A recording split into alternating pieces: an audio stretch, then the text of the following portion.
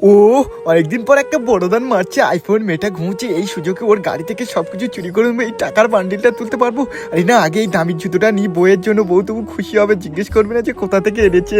ও মেয়েটা ঘুমোচ্ছে, ও জুতোটার দাম হেভি মনে হয়, সেন বেরোচ্ছে। আরে এই জলের বোতলটাও নিই, বড় লোক মেয়ে যেহেতু দামি দামি। হ্যাঁ হ্যাঁ, মেয়েটা জেগে উঠলো না তো? হ্যাঁ দেখি, আস্তে আস্তে। ও বাবা, মেয়েটা বেলাও হয়ে গেছে। হ্যাঁ এটা কি দেখছি?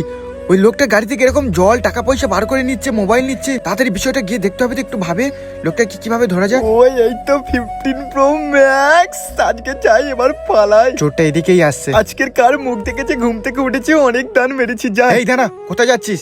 আর কি এগুলো তোর হাতে? আর তুই এরকম জুতো বোতল এরকম ফোন কি করে? আরে এগুলো আমার ভাই তোর, তাহলে তুই এইভাবে নিয়ে যাচ্ছিস কেন? হ্যাঁ চুরি করে আনছিস না তো? টাকাটা ফেলে দিই। আরে কি বলো ভাই, চুরি করে নিয়ে যাবো কেন? বইয়ের জন্য জুতো নিয়ে যাচ্ছে। আরে ভাই ওই দেখো তোমার টাকা পড়ে আছে, দেখো। আরে হ্যাঁ হবে হয়তো, টাকাটা তুলে নি।